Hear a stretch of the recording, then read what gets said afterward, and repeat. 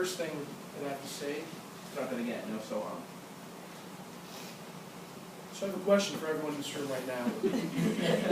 No so. I have a question. I have a question for everyone in this room right now. That question is, have any of you truly felt true passion? I'm not talking about, I kind of like this. This is fun. I'm talking about something deep from the heart, something innate, something that helps define you and fuel you. Anyway, that feeling that you have, it's a beautiful feeling. Not everyone gets to experience that feeling, and what you need to do is let it fill you. So, meet Kiran. He likes playing video games, and back in high school he was obsessed with squatting. So, Kiran really didn't know what that passion was in high school. Not many people do. He was just going through the motions in life, trying to get good grades, having friends. But at the same time, he didn't have that innate feeling that he thought would define him. And then, senior year of high school, he meets someone that ends up having a big impact on his life. So what I did was I joined a startup. As some of you know, just to recap, I met someone in class that convinced me to embark on this endeavor to actually start a company, something that's like huge. You think what high school is doing, that's like, whoa, what is up with you? Like, I am just trying to like get good grades, and here you are trying to start like $1 million company or something. So it's an endeavor that I embarked on, and it just changed my entire life. So me starting up this company, I didn't know the first thing about business, nothing about it. I read a lot online, as much as I could. There's a lot of resources online, but I went down, I talked to lawyers, I met with business people, and this helped me get an experience of what I needed to do to succeed. And while doing so, I developed this huge passion for, like the company was the first thing that I thought about when I woke up. And it was the last thing I thought about when I went to sleep. And it was true passion. Like, I didn't sleep that much. I slept maybe 3 hours a day when this was going on. After school, after I finished my homework, I would stay up late at night, and I would think about ways to help improve this company, how to get off the ground. And I would have meetings with employees at least 2-3 times a week. So this is something that really developed my life, and it's one of the reasons why I'm the person I am today. So one thing that I find quite sad is not many people will find this passion, this feeling that helps drive them to do what they need to do. And because of that, like Benjamin Franklin says, some people die at 25 and aren't buried until 75. That, I feel personally, is very sad if you never get to feel the experience of true passion. And because then you're not really living, you're just existing at that point. So, Stop transitioning with self. Go away. Take a pause, a deep breath. The next thing I would like to talk to you all about is breaking out of your comfort zone. So if you could all close your eyes. Imagine a dark room. There's nothing around you. It's all darkness.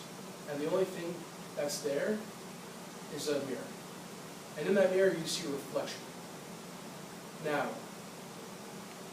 in that reflection you see all the weaknesses that you have, all your fatal flaws and everything there.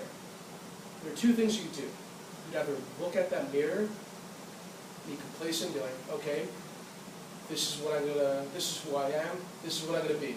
Or you can break that mirror, you can go through it. It's gonna be hard, there's gonna be glass all over it, you're gonna get scraped up. But afterwards, you're not gonna have those weaknesses anymore. Open your eyes. How many of you would actually go and try and break that mirror, and how many of you would be complacent? Raise your hand if you would actually try and break that mirror. Some of you would. Others are probably like, this guy crazy, he's asking me to like go cut myself like for no reason. Like, who does that? That's like a maniac.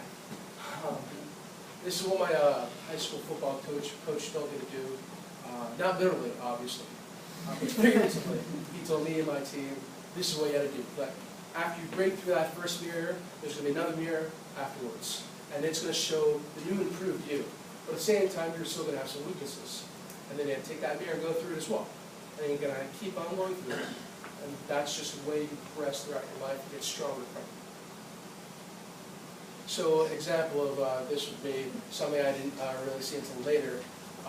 What my comfort zone was I was a little shy. So I'm in a fraternity, and when we throw philanthropy events, one of the things that I had to do was go up to strangers and talk to them and try and convince them to donate money to our cause. Our national philanthropy is Special Olympics. So one thing that I did the first time I tried this, I didn't want to talk to people. I was just, I don't know what I'm going to do. There's people, I'm supposed to talk to them. This is strange. You would get a few no's at first, and that was very depressing. And that really didn't help me get out of my comfort zone. But then we had this one event. It was a dunk tank that we had, and it was really fun. And I'm like, okay, today I'm breaking out of my comfort zone. I'm going to approach people. I'm going to seem like I'm having fun until I actually start having fun, and I'm going to do this. So, right there, over there, that's Luke. He's one of my brothers. He's a really great guy. He was a champ. He put on a wetsuit and decided to do the dunk tank. This was like a couple weeks ago, actually. And I said, hey, and I would go to random people. I'd try and be like as charming as I could be. One of the people that I actually got to help donate is sitting in this room, Danielle over there. And after we were talking to people, and I was like talking to them after they had donated and helped try to dump my friend Luke over there, they would just talk to me and be like, I really like what we did. You would help me out. And Danielle was one of those people. Her friend was a little down, and after actually participating in this event, Danielle told me in class, like, hey, you helped my friend out. She was like a little down, and it actually did help her feel better after that. So what you visualize your comfort zone is, it's like a small dank prison. It's not fun. It's this place that is just depressing, and it's very confining. So what you have to do, you have to break out. This prison is all in your mind. This is something that you create. So what you need to do is you need to break out.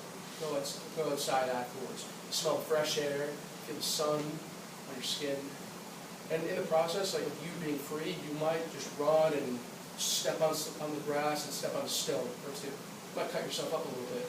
But at the same time, that feeling of pain is nothing compared to feeling freedom that you feel afterwards. So something about success. It's not easy. If it was easy, everyone would do it. There's no easy way to be successful in life. Not a single one. Success comes after a lot of dedication and hard work. So to be great, it's not a matter of doing one thing and being great forever. That doesn't happen. And if it does, it dissipates in time. Being great and being successful, it's a lot of small things. So things that come in time. It's not, all right, today I'll do one thing to better myself, then I'll stop for the rest of like the week or the month. That's not how it works. Being successful, it's a lifestyle. One that you have to command and capture for yourself. And it's one that you work on every day, every hour, and every minute. What is success? Success is, my personal definition of success would be something, a feeling that you have of being accomplished in life and actually keeping that up. It's something that's continuous. It's not something in the sense that I was successful in my 20s and then I just stopped being successful. Because after that, after your 20s, and if you feel like you're no longer as successful as you were, you might as well just be dead like Benjamin Franklin was saying. Are you curious what success means That, to others that are in the room? sure, Success is kind of a relative term. Would you agree? it is. It's a very relative term. Would anyone else like to share what they think of success? I think if you're happy, you're successful. I definitely, that's something I try to work on all the time. Anyone else? Feeling accomplished. Exactly. Happiness and accomplishment, I'm feeling accomplished. Two things that help contribute towards success, like to many people. Sometimes they can be mutually exclusive, but oftentimes it's intertwined. I think it's also surpassing your goals. Like last week when we were talking about to not have expectations, like if you meet your expectations, you're not really happy, you're just like, oh, I should have done that. So I think if you surpass what you were hoping for, then you'll be successful. I also think like you making yourself happy, but also making others happy as well makes you successful. I agree. So, another story, my football coach told me while I was playing football in high school was there was this young man who wanted to be rich. So he went to this guru who was a millionaire. And he asked this guru, oh, what do I need to do to be successful? And the guru said, come tomorrow morning, 4 a.m., meet me at the beach. So that's what this young man did. And when he met him on the beach, the guru said, oh, go into the ocean. The young man's like, I'm sorry? He said, go into the ocean. So the young man went to the ocean, went waist deep. And the guru said, go farther, farther. And the young man was perplexed. He's like, how deep? Just keep going, the guru said. So the young man went until he was at his throat. And then he turned back and asked the guru, is this enough? The guru said no. So he went up more until he hit his eyes, and the guru came up behind him and dumped his head in the water. And the young man was struggling to get up to breathe. And the guru held on tight until just before the young man was about to pass out. And then he lifted him up. And the young man was gasping for air. And at that point, the guru said, you will become successful when you want to be successful as much as you want to breathe in this moment. And that's what I believe it takes to be successful. There's a lot of people in life who say, oh, I want to do this and this, I want to be successful. But they don't have the dedication, they don't have the commitment to actually do the things that it takes to be successful. You need that dedication as much as you want to breathe if you are to be able to come to that. And the last thing I have to tell you is a Chinese proverb. A lot of us are procrastinating a lot. I know I do. I know some of you do as well. If you want to actually accomplish things, you need to do it in the present. So, Chinese proverb is, the best time to plant a tree was 20 years ago. The second best time is now. There's no time like the present to change.